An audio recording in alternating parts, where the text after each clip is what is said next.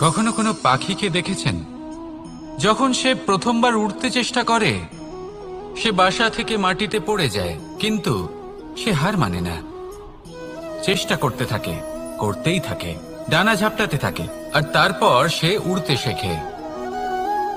গোল শালগ্রাম শিলাকে দেখুন, পর্বত থেকে খসে পড়ে, ধাক্কা খায়, জলের প্রবাহ দ্বারা ঘর্ষিত হয়, তারপরে তা শালগ্রামে পরিণত হয়।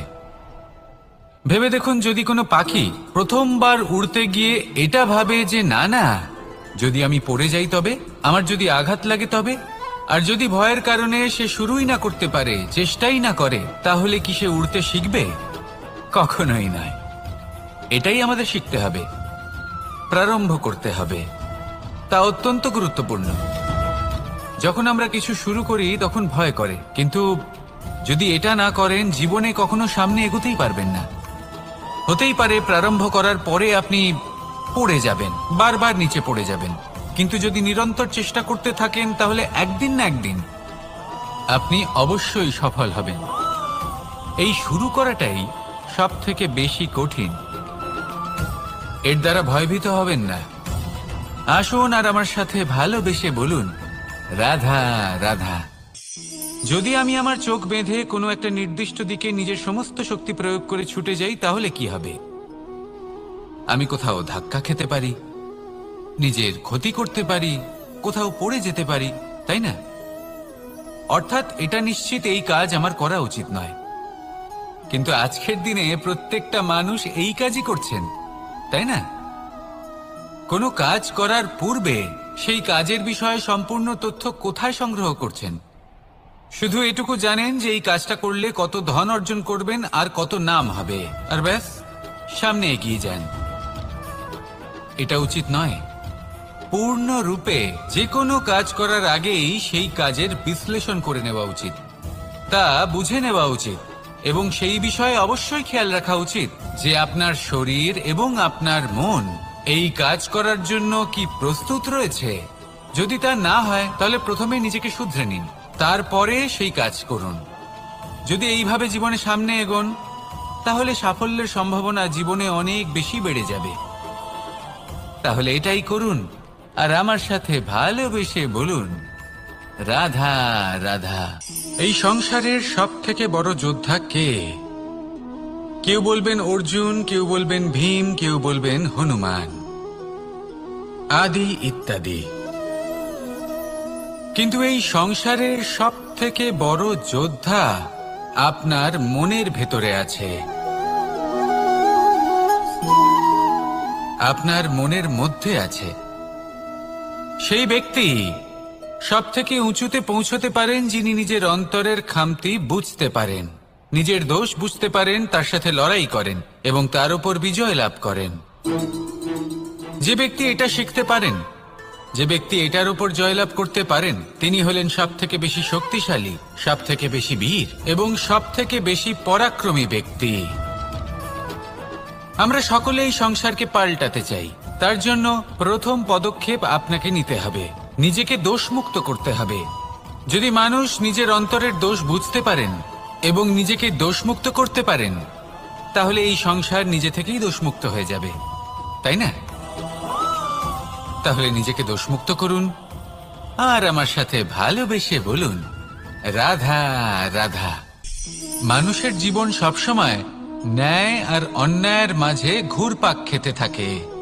প্রত্যেক মানুষের মনে হয় কোথাও না কোথাও তার সাথে অন্যায় হচ্ছে। কেউ বলেন যে ভাগ্য আমার সাথে অন্যায় করেছে, কেউ আবার বলেন এই সংসার আমার সাথে অন্যায় করেছে। আর প্রত্যেকেই ন্যায় বিচার চাইতে বৈঠক দাবি করে বসেন। কখনো এই বিচার গৃহে যান, আবার কখনো ওই বিচার গৃহে। যদি সত্যি কথা বলি, এই সংসারের সব থেকে বড় বিচার গৃহ আপনার কাছেই রয়েছে, আপনার মন। আপনার মনই হলো সব থেকে বড় বিচার গৃহ।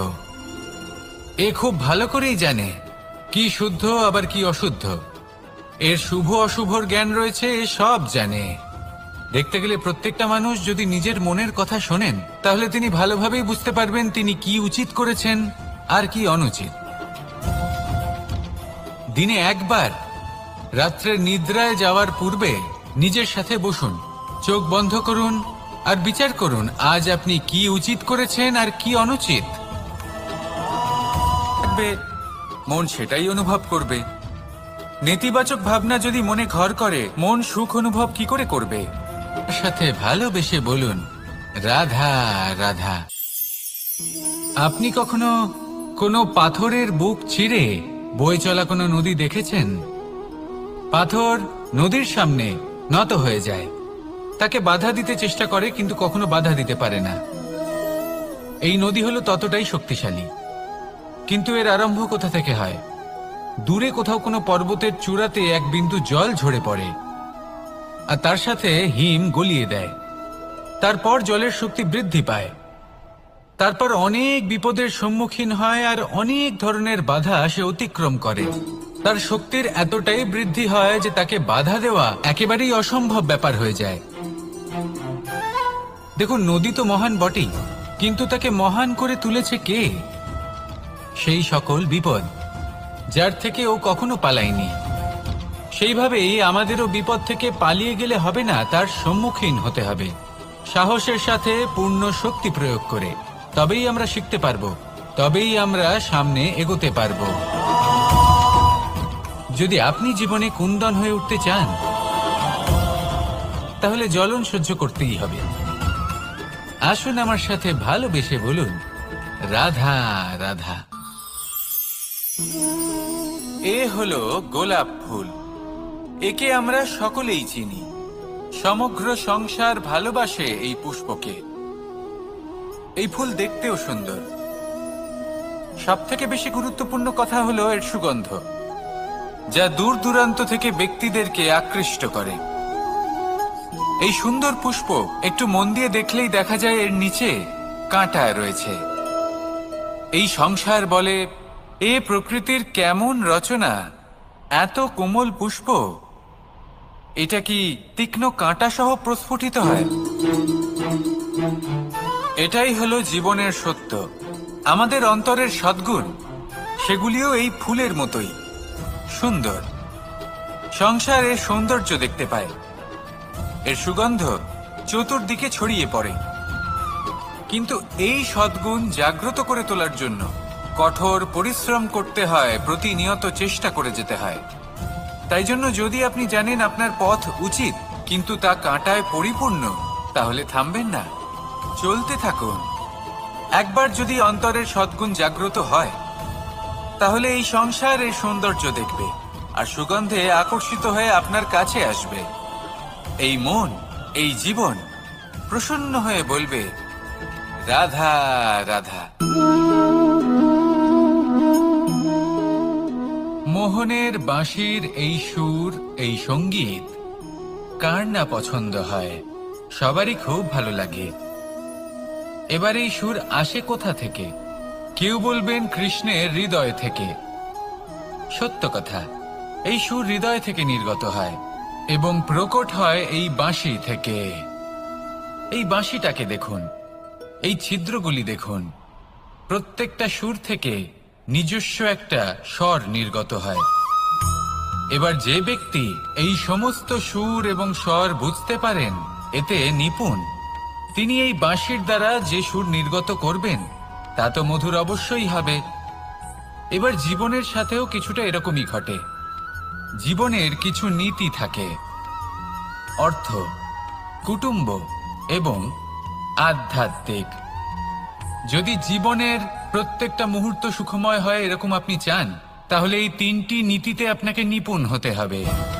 কোনো একটি বিশেষ নীতির প্রতি যদি আপনি বেশি ঝুঁকে পড়েন, তাহলে বাকি দুই নীতি থেকে যা সুখ লাভ করা সম্ভব তা পারবেন না। ধন অর্জন করতে হবে পরিবারের জন্য, পরিবারের সুখ মনের শান্তির জন্য, মনে শান্তির প্রয়োজন মনের শুদ্ধতার জন্য। যখন এই মন শুদ্ধ হবে, জীবন শুদ্ধ হবে, পবিত্র হবে, সুন্দর হবে এবং ভালোবেসে বলবে, রাধা রাধা। জল, এ হলো জীবনের আধার, পঞ্চতত্ত্বের মধ্যে একটি আর অত্যন্ত বিশেষ। এর থেকে অনেক বড় শিক্ষা পাওয়া যায়। এই জল, গন্তব্যের বিষয়ে এর স্পষ্ট ধারণা আছে। ও জানে ওর লক্ষ্য কি, আর প্রয়াস করে ততদূর সে পৌঁছেও যায়। এটি পর্বত থেকে বয়ে নিচে নেমে আসে, নদীর সাথে সমাহিত হয়ে তার সাথে বয়ে চলে, চিরসবুজ বনানী গড়ে তোলে, প্রাণীদের তৃষ্ণা নিবারণ করে, সামনে এগিয়ে চলে, মানুষের সাথে মিলিত হয়। যারা একে বাঁধের মধ্যে বেঁধে রাখতে চেষ্টা করে, সে বন্দি দশাতেও থেকে যায়, মানুষের কল্যাণ করে। তারপর বাঁধ থেকে মুক্তি পেয়ে এগিয়ে চলে, কোথাও ধাক্কা খায়, কোথাও বাধা পড়ে, কোথাও যদি পথ খুঁজে না পায় তাহলে পথ খুঁজেই নেয়, আর যেখানে পথ থাকে না সেখানে পথ বানিয়ে নেয়, আর শেষ পর্যন্ত নিজের লক্ষ্যে পৌঁছেই যায়, অর্থাৎ সমুদ্রে গিয়ে সমাহিত হয়ে যায়। আমাদেরও কিছুটা এরকমই হয়ে উঠতে হবে। যেখানেই যাবেন সকলের কল্যাণ করুন, সামনে এগোন। আপনি কোথাও পড়ে গেলে, ধাক্কা খেলে আঘাত লাগবেই, উত্থান পতন লেগেই থাকে। সামনে এগোতে থাকুন। কোথাও পথ না পেলে তা খুঁজে নিন, কোথাও পথ না থাকলে তা বানিয়ে নিন। নিজের গন্তব্যের কথা সব সময় মনে রাখুন। শেষ পর্যন্ত নিজের মোক্ষ লাভ আপনি অবশ্যই করবেন। আর আমার সাথে ভালোবেসে বলুন, রাধা রাধা। জীবনের প্রত্যেক মুহূর্ত আমাদের কিছু না কিছু শিক্ষা দেয়, নির্ভর করছে আমাদের দৃষ্টিভঙ্গির উপর। যেমন নদী হলো আমার অত্যন্ত প্রিয়, নদীতে ভ্রমণ করতে আমার খুব ভালো লাগে। কি বলেন? নদীতে সবসময় নতুন কিছু থাকে, ও পুরনো কিছুই নিয়ে বসে থাকে না, সব সময় প্রবাহমান, কখনো থামে না। ততক্ষণ থামে না যতক্ষণ না সাগরে গিয়ে সমাহিত হচ্ছে। ঠিক এইভাবেই আমাদেরও উচিত নিজের জীবন অতিবাহিত করা, নদীর মতো। প্রত্যেক মুহূর্ত নতুন, তাই সেইভাবেই জীবন যাপন করুন। পুরনো কিছুই একত্রিত করে রাখবেন না, বিগত স্মৃতির মাঝে নিজেকে হারিয়ে ফেলবেন না। এই যে বর্তমান, এই যে মুহূর্ত, সেটাই হলো সর্বশ্রেষ্ঠ। এর মাঝেই জীবন যাপন করুন, নদীর মতো প্রবাহমান হতে শিখুন। আপনি শিখে গেলে তাহলে মনে রাখবেন, আমার আপনার মাঝে বিচরণ করতে বড়ই ভালো লাগবে। যে ব্যক্তি আনন্দের সাথে জীবনের প্রত্যেকটা মুহূর্ত অতিবাহিত করে কোনো চিন্তা ছাড়াই, প্রবাহমান হয়, কখনোই থামে না, যতক্ষণ না মুক্তি লাভ করছেন, এমন ব্যক্তির মধ্যেই রাধাকৃষ্ণ বসবাস করেন। তাহলে আসুন আমার সাথে ভালোবেসে বলুন, রাধা রাধা। সূর্যের প্রকাশ, অন্ধকারকে দূর করে দেওয়া সেই মহানায়ক। এই সূর্যের প্রকাশ যখন পৃথিবীতে এসে পৌঁছয়, কি হয়? এই পৃথিবী জেগে ওঠে, প্রত্যেক প্রাণী জেগে ওঠে, মানুষ জেগে ওঠে, নিজের কর্ম করেন, জীবন যাপন করেন। এই ঘুমের মৃতপ্রায় স্থিতি কাটিয়ে উঠে জীবন যাপন করতে শেখেন। এটাই হলো প্রভাব সূর্যের প্রকাশের। এবার এই প্রকাশ যে সূর্যের থেকে পাই, তিনি কি করেন? তিনি নিজেকে জ্বালান আমাদের জীবন প্রদান করার জন্য। প্রত্যেকটা মুহূর্ত তিনি তাপ সহ্য করেন, আমরা যাতে সেই প্রকাশ লাভ করি। এটাই হলো জীবনের সারমর্ম। যদি আপনিও এই সংসারে প্রকাশ ছড়িয়ে দিতে চান, তাহলে আপনাকেও তপ্ত হতে হবে, নিজে জ্বলতে হবে, সেই কর্ম করতে হবে যেটা কঠিন হতে পারে কিন্তু আসলে শ্রেষ্ঠ। তবেই এই সংসারের সেবা করতে পারবেন, সংসারকে পথ দেখাতে পারবেন। নিজের অন্তরের প্রকাশ জাগ্রত করুন, তবেই সেই সকল ব্যক্তি যারা পাপের অন্ধকারে নিমজ্জিত হয়ে আছেন, তারা জাগ্রত হবেন। সেই সকল ব্যক্তিকে জাগিয়ে তুলুন, প্রেরিত করে তুলুন সুখী হওয়ার জন্য, যারা সুখী হতে পারছেন না। সেই সকলকে প্রেরিত করুন সাফল্য লাভের, যারা সফল হতে পারছেন না। নিজের অন্তরের সূর্যকে জাগ্রত করুন, চারিদিকে শুধু প্রকাশই প্রকাশ হবে, জীবনই জীবন থাকবে, আনন্দই আনন্দ থাকবে, আর এই মন বারবার প্রসন্ন চিত্তে বলে উঠবে, রাধা রাধা। আমাদের গৃহে অনেক কক্ষ রয়েছে, কিন্তু এমন কি আছে যে একটাই থাকে? আমাদের গৃহের দ্বার। এমন কেন হয়? অনেক দ্বার তো থাকতেই পারে।